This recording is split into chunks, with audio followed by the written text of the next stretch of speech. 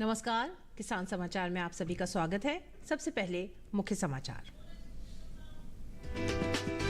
गेहूं की किस्म करण शिवानी DBW 327 ने दिया अब तक का सबसे अधिक उत्पादन। पंजाब एवं हरियाणा में सबसे अधिक प्रति एकड़ की दर से पैदावार देने का बनाया रिकॉर्ड। गेहूं की यह किस्म जलवायु परिवर्तन के लिए सहनशील होने के साथ साथ पोषक तत्वों से है भरपूर।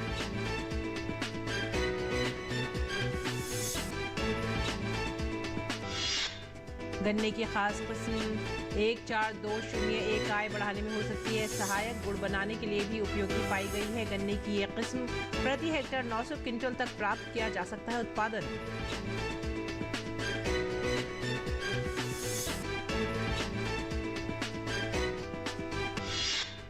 बेमौसम बारिश से किसानों को उठाना पड़ रहा है नुकसान। उत्तर प्रदेश के हापुड़ में बारिश के कारण गेहूं की फसल हुई खराब मौसम के बीच गेहूं की कटाई में लगे हुए हैं किसान। पिछले कुछ दिनों से देश के अन्य राज्यों में भी हुई है बेमौसम बारिश।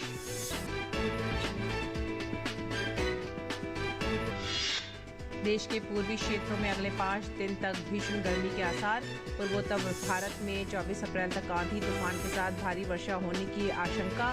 असम, मेघालय, नागालैंड और मणिपुर में अलग अलग स्थानों पर हो सकती है भारी से बहुत भारी वर्षा।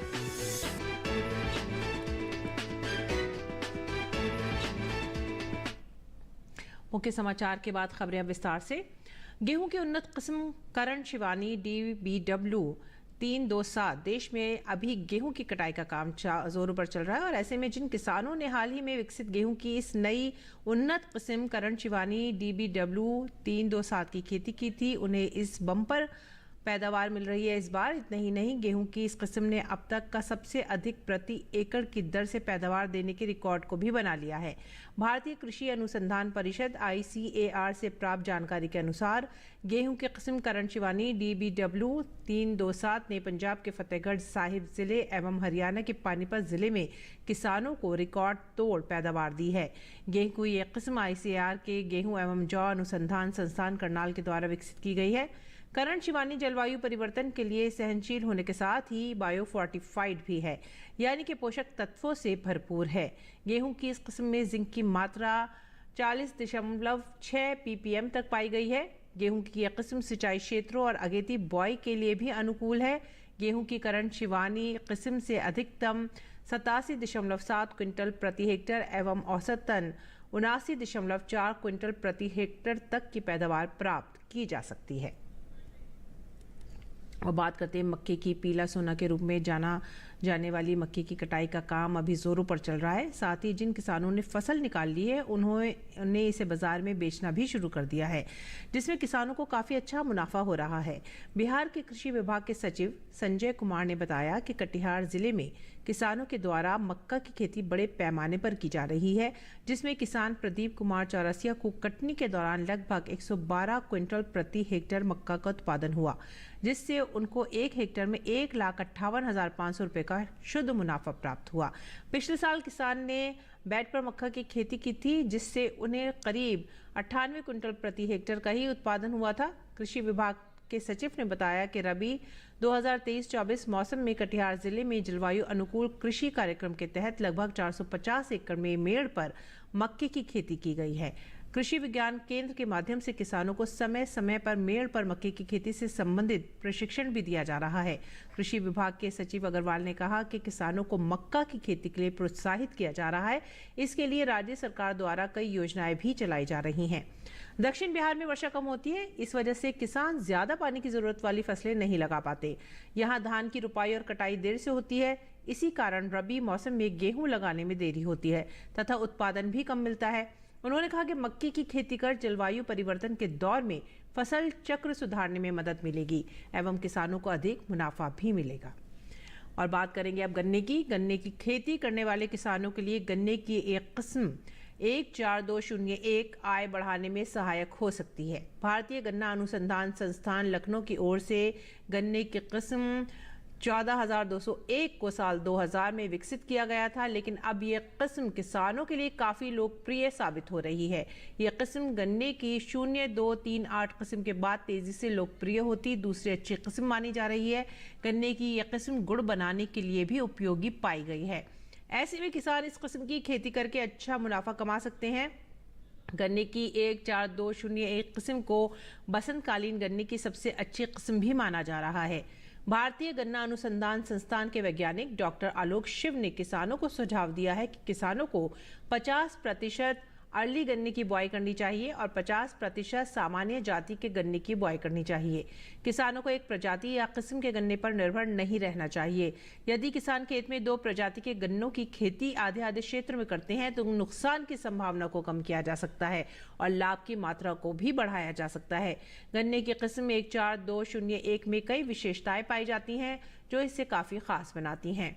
इस किस्म का गन्ना सीधा खड़ा रहता है। देर से पकने वाली गन्ने की किस्म 14233 के मुकाबले गन्ने की 14201 किस्म का गन्ना सीधा, मोटा और मध्यम कड़ा होने के साथ साथ ठोस होता है। गन्ने की इस किस्म में शक्कर की मात्रा 18.6% होती है जबकि पोल प्रतिशत 14.55 है। गन्ने की यह किस्म लाल, सड़न सहित अन्य रोगों के प्रति मध्यम प्रतिरोधी है। इस किस्म के गन्ने से बनने वाले गुड़ का रंग देखने में आकर्षक और बेहतर क्वालिटी का होता है। गन्ने की 14201 किस्म का उत्पादन प्रति हेक्टेयर 900 क्विंटल तक प्राप्त किया जा सकता है। अगली खबर उत्तराखंड से। गर्मी शुरू होते ही उत्तराखंड के जंगल धधकने लगे हैं। अब तक लगभग 436 हेक्टेयर जंगल प्रभावित हो चुका है। जंगलों में लगने वाली आग को बुझाने के लिए वन महकमा लगातार कोशिशें कर रहा है, लेकिन जंगल की आग बुझने का नाम नहीं ले रही है। कुमाऊं से लेकर गढ़वाल तक आग जारी है। आग से पहाड़ धुआं हो रहे हैं। राज्य में गर्मी तेजी से बढ़ने लगी है। साथ ही जंगल की आग के मामले भी बढ़ते जा रहे हैं। शुक्रवार को वन अग्नि के 10 घटनाएं सामने आई जो शनिवार को बढ़कर 22 हो गई थी, जिसके बाद प्रदेश भर में अब तक कुल 373 घटनाएं हो चुकी हैं। विभाग के अधिकारियों के मुताबिक कुछ जगहों पर आग काबू में नहीं आ पा रही है। वन विभाग के कर्मचारी स्थानीय ग्रामीणों के साथ मिलकर परंपरागत तरीके से आग पर काबू पाने में जुटे हुए हैं।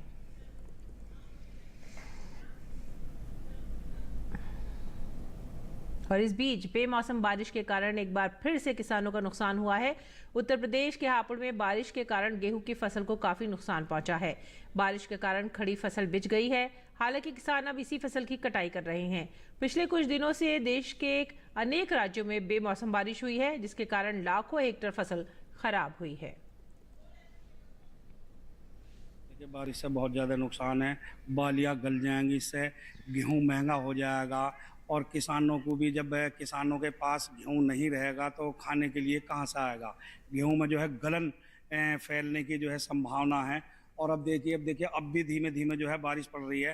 तो हम लोग जो है जल्दी से जल्दी से यही है ईश्वर से कि बारिश ना पड़े और जो भारी भरकम नुकसान है उससे जो है ईश्वर से यही प्रार्थना करते हैं, ईश्वर बस अब केवल हमें 1 हफ्ते की और मोहलत दे दें। मैं आपको दिखाऊंगा, हम लोग जो है यहाँ देखिए भूस भी जो है हम जो है फटाफट अपने जो है पशुओं के लिए ढो रहे हैं। अगर बारिश पड़ गई तो पशुओं के लिए चारे का भी बहुत बड़ा संकट हो जाएगा। देखिए अब भी बारिश आने लगी है। नुकसान कम से कम 25% फिलहाल है। और अगर बारिश पड़ती है, अब भी जब मैं खड़ा हूँ, आप कर रहे हैं वाइट ले रहे हैं, अब भी बारिश पड़ रही है, तो ये तो अब जो 15 दिन को कम से कम बात चली जाएगी। गेहूँ कटेगी नहीं, सब यहीं जल जाएगी, गल भी जाएगी। तेज बारिश होगी तो सब गल जाएगी और जो है जानवरों को चारा भी नहीं मिल पाएगा। गेहूँ तो क्या मिलेगी किसानों को। तो बहुत ही बड़ी ये प्राकृतिक आपदा है। और देश के पूर्वी भागों में अगले 4 दिन लू का तेज प्रकोप बना रहेगा। मौसम विभाग के अनुसार ओडिशा, पश्चिम बंगाल, झारखंड, बिहार और उत्तर प्रदेश में अगले 4 दिन गर्मी की स्थिति सामान्य रहेगी। मौसम विभाग ने कहा है कि पश्चिम बंगाल, आंध्र प्रदेश, तमिलनाडु, पुडुचेरी, कर्नाटक और केरल में इस महीने की 25 तारीख तक मौसम गर्म और नमी वाला रहेगा। इस बीच पूर्वोत्तर और उससे लगते अन्य हिस्सों में अगले 3 दिन में तेज बारिश और तूफानी हवाएं चलेंगी। ये स्थिति अरुणाचल प्रदेश, असम, मेघालय, नागालैंड, मिजोरम, मणिपुर, सिक्किम, त्रिपुरा और पश्चिम बंगाल में बुधवार तक बनी रह सकती है। जम्मू कश्मीर, हिमाचल प्रदेश और उत्तराखंड में बारिश, बर्फबारी और तेज हवाएं चलने के आसार हैं। राजस्थान और उत्तर प्रदेश में बारिश और धूल भरी हवाएं भी चल सकती हैं। मध्य प्रदेश, महाराष्ट्र और छत्तीसगढ़ में आगामी 2 दिन में भी धूल भरी हवाएं और हल्की बूंदाबांदी हो सकती है। बुधवार तक तमिलनाडु, केरल, कर्नाटक और पुडुचेरी, आंध्र प्रदेश और तेलंगाना में भी लगभग ऐसी ही स्थिति रहने की संभावना व्यक्त की गई है। इलेक्शन कमीशन ऑफ इंडिया के साथ लगातार टच में है और हम सीजनल फोरकास्ट से शुरू करते हुए monthly forecast, week wise forecast और एवरीडे फोरकास्ट हम इशू कर रहे हैं। पब्लिक की तो इशू हो रहा है, इसके साथ साथ इलेक्शन कमीशन ऑफ इंडिया को भी ये इशू हो रहा है नेशनल लेवल पर और स्टेट लेवल पर भी। ये सभी इंफॉर्मेशन को सिर्फ टेम्परेचर के बारे में नहीं, टेम्परेचर के साथ साथ हम लोग भी ह्यूमिडिटी कंडीशन कैसे रहेगा, विंड कैसे रहेगा, नाइट टेम्परेचर कैसे रहेगा, ये सभी का पूर्वानुमान भी दे रहे हैं। और प्रत्यक्ष कर संग्रह के आंकड़े अर्थव्यवस्था में उछाल और व्यक्तियों तथा कॉर्पोरेट की आय में वृद्धि को दर्शाते हैं। ये उछाल विभिन्न क्षेत्रों में सकारात्मक प्रभाव डालेगी, जैसे कि विनिर्माण, सेवा सेक्टर और वित्तीय सेवाएं। पेश है ये रिपोर्ट। देश में प्रत्यक्ष कर संग्रह के आंकड़ों में उछाल अर्थव्यवस्था के नए पथ की ओर इशारा कर रहा है। इस उछाल के पीछे कई मुख्य कारण हैं, जैसे कि व्यापारिक गतिविधियों में वृद्धि, सरकार के बड़े निवेश का प्रभाव और विदेशी निवेश की बढ़ती संख्या। इस संग्रह में उछाल का सबसे प्रभावशाली प्रतिबिंब विनिर्माण सेक्टर में देखा गया है, जहां नए प्रोजेक्ट्स और उत्पादन की बढ़ती मांग के कारण संग्रह में वृद्धि हुई है। इसके साथ ही वित्तीय सेवाओं के क्षेत्र में भी एक प्रमुख उछाल देखा गया है, जो लोगों की आर्थिक स्थिति में सुधार का संकेत देता है। भारत का शुद्ध प्रत्यक्ष कर संग्रह मार्च 2024 को समाप्त वित्त वर्ष में सालाना आधार पर 17.7% बढ़कर 19.58 करोड़ रुपए के पार हो गया है। ये राशि संशोधित अनुमानों से काफी अधिक है। वित्तीय वर्ष 2023 और 24 के दौरान प्रत्यक्ष करों का सकल संग्रह 23.37 लाख करोड़ रुपए का रहा, जो कि वित्तीय वर्ष 2022 और 23 में 19.72 लाख करोड़ रुपए के सकल संग्रह की तुलना में 18.48% अधिक है। वित्तीय वर्ष 2023 और 24 के दौरान सकल कॉर्पोरेट कर संग्रह 11.32 लाख करोड़ रुपए का रहा, जो कि पिछले वर्ष के 10 लाख करोड़ रुपए के सकल कॉर्पोरेट कर संग्रह की तुलना में 13.06% अधिक है। वित्तीय वर्ष 2023 और 24 के दौरान शुद्ध कॉर्पोरेट कर संग्रह 9.11 लाख करोड़ रुपए का रहा, जो कि पिछले वर्ष के 8.26 लाख करोड़ रुपए के शुद्ध कॉर्पोरेट कर संग्रह की तुलना में 10.26% अधिक है। वहीं जानकारों की माने तो ये उछाल अर्थव्यवस्था के स्थिरीकरण और विकास के लिए एक प्रोत्साहन माना जा रहा है, जो देश की आर्थिक गतिविधियों में नई ऊर्जा को प्रोत्साहित करेगा। ब्यूरो इनपुट के साथ अजय परिहार की रिपोर्ट, डीडी न्यूज। ये धरती मनुष्यों का ही आश्रय स्थल नहीं है, बल्कि ये तो अपनी विशेष परिस्थिति के साथ समस्त प्राणी जगत को जीवन प्रदान करने में विशेष भूमिका निभाती है। आज विश्व पृथ्वी दिवस के अवसर पर देख लेते हैं हमारे सहयोगी नारायण दत्त मिश्र की ये खास रिपोर्ट, जहां वर्तमान और पारंपरिक ज्ञान के सही संतुलन के साथ पृथ्वी की रक्षा का संदेश निहित है। यस्याहं समुद्र उत सिन्धुरापो यस्यामन्नं कृष्णजस्तं बभूवुः यस्याः पितं जिन्वति प्राणतेजस्सानो भूमिः पूर्वपेदे दधातु। अथर्ववेद के भूमि सूक्त के इस मंत्र में पृथ्वी को सभी प्राणियों का कारण और आश्रय बताया गया है। भारतीय ज्ञान परंपरा के ध्वजवाहक ग्रंथों में भी पृथ्वी को न केवल एक ग्रह बल्कि प्रकृति के चराचर जगत की जननी भी बताया गया है। हालांकि औद्योगिकरण पर आधारित वर्तमान युग में मनुष्य अपने स्वार्थ की पूर्ति के लिए निरंतर पृथ्वी का दोहन कर रहा है, जिससे वायु प्रदूषण, जल प्रदूषण, ध्वनि प्रदूषण और यहाँ तक कि हर दिन जलवायु परिवर्तन भी होता चला जा रहा है। और इन सभी से प्राणी जगत विभिन्न बीमारियों और महामारियों से लगातार पीड़ित भी दिख रहा है।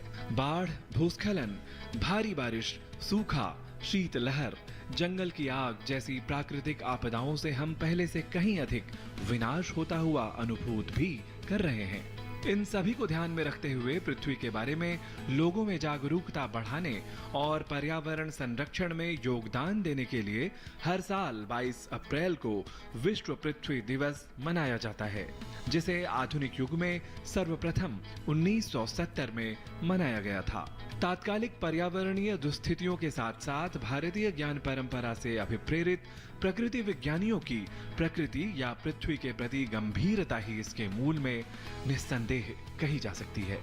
अभी तो जो यूरोपीय मॉडल है उसमें मोर कंजम्पशन मोर डेवलपमेंट ये सूत्र है। लेकिन हमारा ठीक इसके विपरीत है। हमारा है तेन त्यक्तेन भुंजी था। और ये जो मनुष्य और प्रकृति के बीच के संबंध का अध्ययन है, इसी का नाम उन्होंने इकोलॉजी दिया। और ये इकोलॉजी बाद में डीप इकोलॉजी के रूप में आया, जो आर्ने नेस इसके प्रवर्तक हैं। और आर्ने नेस गीता, उपनिषद और वेद के बहुत बड़े विद्वान रहे हैं। उन्होंने उपनिषद गीता को कोट करते हुए सारी बातें वहाँ रखी है। इस वर्ष विश्व पृथ्वी दिवस का विषय ग्रह विरोधी प्लास्टिक है, अर्थात प्लास्टिक जैसी सिंथेटिक सामग्री का कम उपयोग कर अधिक से अधिक वृक्षारोपण कर पर्यावरण के प्रति जन जागरूकता उत्पन्न करना इस वर्ष के पृथ्वी दिवस के समायोजन की सफलता कही जा सकती है। इन सभी के अतिरिक्त ध्यान देने वाली बात यह भी है कि पृथ्वीगत पर्यावरण संरक्षण में पशु पक्षियों की भी उतनी ही भूमिका है जितनी मनुष्यों की।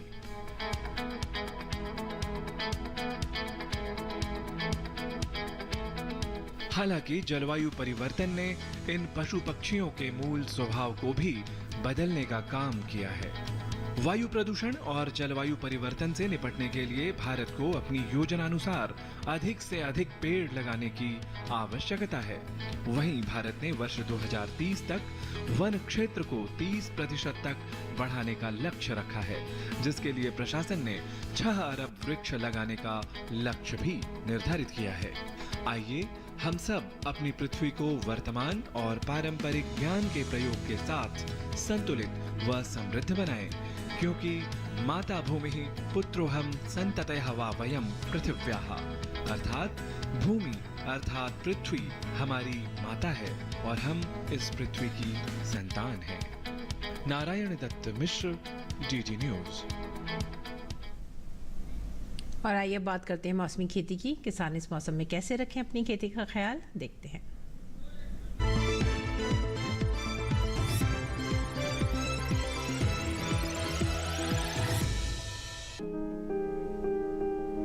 मध्य प्रदेश में इस समय गरज, तेज हवाएं और बौछारों के साथ ओले पड़ने का अनुमान है। ऐसे में यहाँ के किसान फलों की जल्द से जल्द तुड़ाई कर लें। इसके साथ ही यहाँ बागों में छोटे छोटे पौधों को बचाने के लिए ऊपर जाली लगाएं। मध्य प्रदेश के किसान इस समय खेतों में किसी प्रकार का छिड़काव और सिंचाई न करें। इसके साथ ही जिन किसानों ने अपनी फसलों की कटाई कर ली है, वो फसलों को किसी सुरक्षित जगह पर रखें। मध्य प्रदेश में ही गरज और तेज हवाएं चलने के दौरान पशुओं को खुले में न रखें। वहीं उत्तरी छत्तीसगढ़ के पहाड़ी इलाकों में सब्जियों को कीटों से बचाएं। इसके साथ ही यहाँ इस समय केला और पपीते में सप्ताह में एक बार सिंचाई करें। इसके अलावा इनमें फूल लगते समय पौधों को सहारा दें। उत्तरी छत्तीसगढ़ के पहाड़ी इलाकों में ही ग्रीष्मकालीन धान में तना छेदक कीट के नियंत्रण के लिए खेत के पास फेरोमोन ट्रैप और लाइट ट्रैप लगाएं। इसके अलावा यहाँ जब गन्ने की फसल घुटने की ऊंचाई तक पहुँच जाए तो उनमें निराई गुड़ाई के अलावा उर्वरक का प्रयोग करें। इसके साथ ही उन पर मिट्टी चढ़ाने के बाद सिंचाई करें। बस्तर पठारी इलाके में ग्रीष्मकालीन धान के लिए तनाछेदक कीट के नियंत्रण के लिए खेत के पास फेरोमोन और लाइट ट्रैप लगाएं। इसके साथ ही खेतों में पक्षियों के बैठने की जगह बनाएं। यहीं फसलों को एफिड के हमले से बचाने के लिए चिपचिपे जाल का प्रयोग करें। बस्तर पठारी इलाके में ही गन्ने के खेतों में उचित नमी न होने पर सिंचाई करें। वहीं केले और पपीते के बागों में सप्ताह में 2 बार सिंचाई करें। इसके अलावा यहाँ रजनीगंधा और गेंदा में निराई गुड़ाई। बस्तर पठारी इलाके के किसान इस समय सब्जियों के खेतों में नमी बनाए रखने के लिए कतारों के बीच गीली घास बिछाएं। वहीं छत्तीसगढ़ के मैदानी इलाकों में लौकी, तोरी, करेला, कद्दू, खरबूज, तरबूज और खीरे की बुआई करें।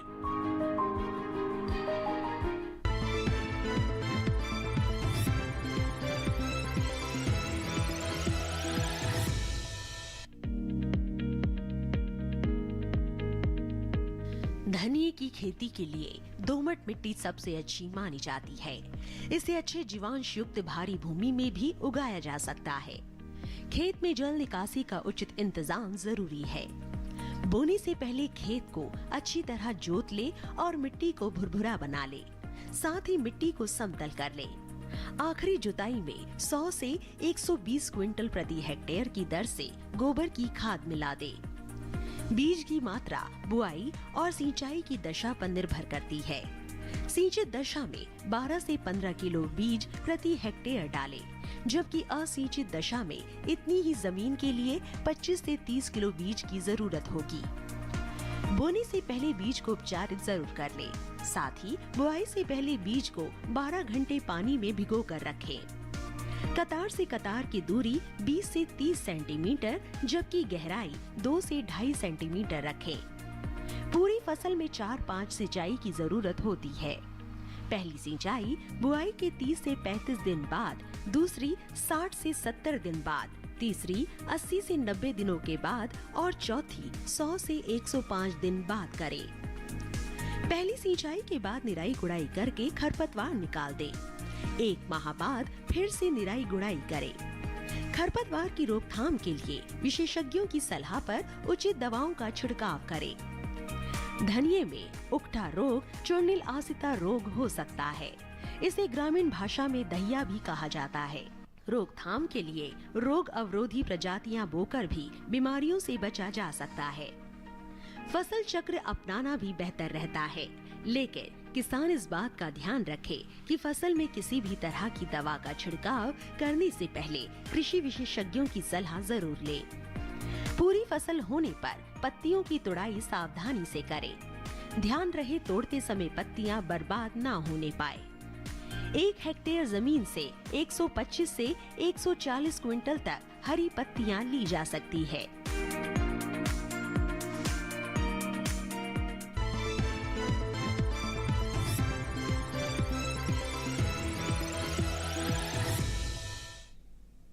और अब जानते कुछ और खबरें, खास खबर में। रक्षा मंत्री राजनाथ सिंह ने सियाचिन के दौरे पर सियाचिन बेस कैंप में युद्ध स्मारक पर सैनिकों को पुष्पांजलि अर्पित की।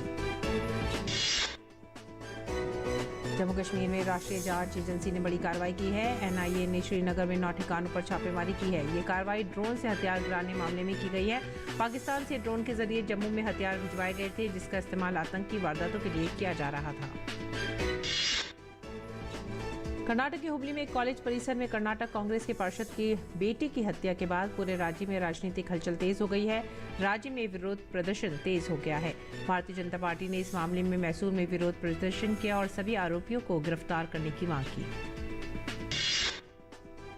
कर्नाटक में हुबली के कॉलेज परिसर में हुई नेहा की हत्या पर हुबली धारवाड़ नगर निगम के कांग्रेस पार्षद और नेहा के पिता निरंजन हिरमत ने कहा कि कर्नाटक पुलिस नेहा की हत्या के मामले में गंभीर नहीं है, इसीलिए मैं सीबीआई की जांच चाहता हूं।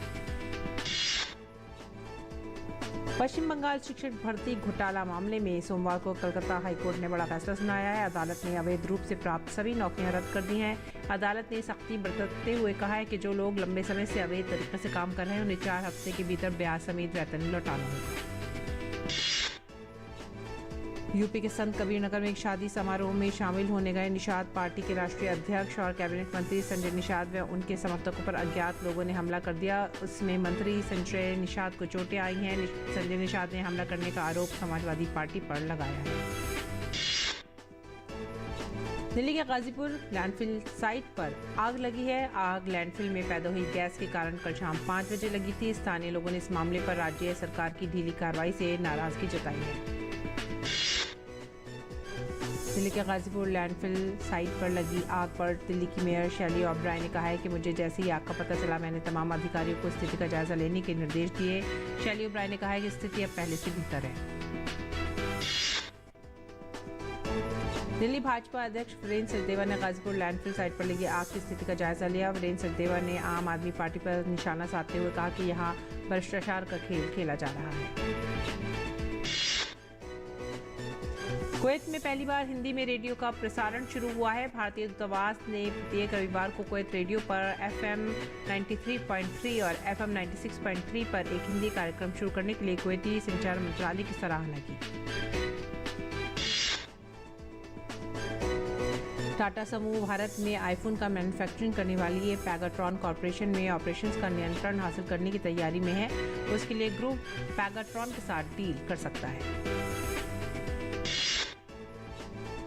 स्वास्थ्य बीमा पॉलिसी की खरीदारी में इस बदलाव का मुख्य लक्ष्य अधिक समावेशी और सुलभ स्वास्थ्य देखभाल परिस्थिति तंत्र को बढ़ावा देना है, ताकि अप्रत्याशित चिकित्सा खर्चों के खिलाफ पर्याप्त सुरक्षा सुनिश्चित की जा सके। इसी के साथ ही आप हमारी पूरी टीम को दीजिए आज्ञा। नमस्कार।